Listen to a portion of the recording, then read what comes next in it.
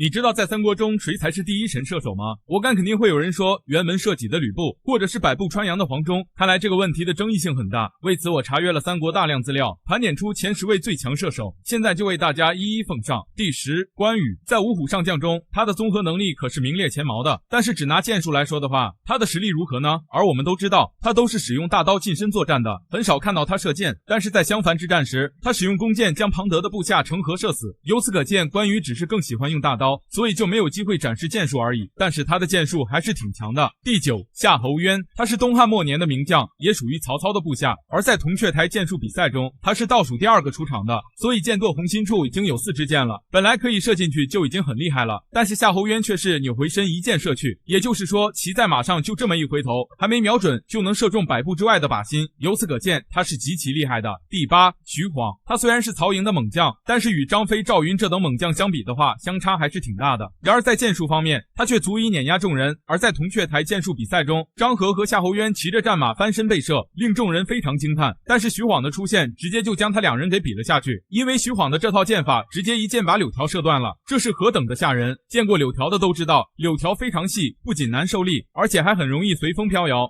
所以这种情况是非常难一箭射中的。但是在徐晃出阵后，他并没有过多的瞄准，甚至就是一箭直接将柳条射断了。第7，马超。他可以说是三国躲箭第一人，甚至他就像开了挂一样，怎么都射不中。而他不只是躲箭功夫了得，其剑术也是有一手的。在渭水和曹军大战时，曹操的军队被马超赶到河下去，当时他就站在岸上将人作为靶子射箭，并且还箭无虚发，射死好几个将领和船长。由此可见，马超不仅仅是个厉害的武将，还是个非常厉害的射手。第6，赵云。他18般武艺样样精通，而且他的剑法也是非常厉害的。其实原因很简单，就是因为他的射箭难度比其他几人更强。在赤壁之战中，诸葛亮表现出了超高的才能，因此遭到了周瑜的嫉妒，并且还感觉周瑜对自己不利，于是就准备在借了东风之后提前撤退，还让赵云负责去接应他。而诸葛亮的预料果然一点都不差，在他还没走一会儿，东吴的追兵就来了，眼看追兵就要拿下诸葛亮，但是赵云出现了，并且还用高超的剑术镇住了在场众人。第5，太史慈。在北海突围时，他不仅展现出了他的英勇，还展现出他剑术的高超，而他单骑冲出数万黄巾军的包围时，仅凭借着一杆枪和一把弓，由于他的剑术精湛，不管从哪个方向射击都能命中目标。后随孙策征讨严白虎时，更是展现出了令人瞩目的射击技巧，据说他将一名将领的左手射穿，甚至还将其钉在了护梁上，由此可见他的剑术是非常强的。第4，吕布。他在三国时期以其强大的武力而闻名，并且他在剑术方面也同样称雄于三国之中，而在辕门射戟时，距离高达150步左右，也就是现在的207米，并且他只需随意一射，就能一箭正中化几小只，而这个难度是极其高。更重要的是，这绝对还不是吕布剑术的巅峰表现，因为当时他需要调解刘备和纪灵之间的矛盾，所以提出的方案必须要自信满满才行。由此可见，他的剑术不只是这么强。第3，黄忠。虽然他的岁数比较大了，但是他的眼神是极其好的，并且还瞄得非常准。而黄忠的剑法主要有3个战绩：一是攻打洛城时，一箭射死邓贤，救下魏延的性命；二是长沙之战，一箭射关羽溃鹰，使其知难而退；三是定军山之战，一箭射透夏侯尚的后心。但是一代剑神黄忠却被马忠用剑术偷袭而死，这是极其可惜的。第2和第1，关兴和张苞，他们2个都是蜀汉五虎上将的后代，一个是关羽之子，一个是张飞之子。在一次剑术比试中，张苞在100步之外放置一面旗帜，然后画上红心，连射3箭，均中红心，引得身边一片叫好之声。而关兴却不服，于是就指着天上正在飞翔的大雁，说要射第3只，结果一箭射去，那只雁应弦而落。而在这次比试中，张苞射的旗帜和固定靶不同，因为旗会随风飘扬不定，所以张苞在100步之外连续3次射中旗上红心，难度是很大的。而关兴高空射雁的剑术绝对在张苞之上，由此可见2人都有100步穿杨的剑术，所以张苞排名第2，关兴排名第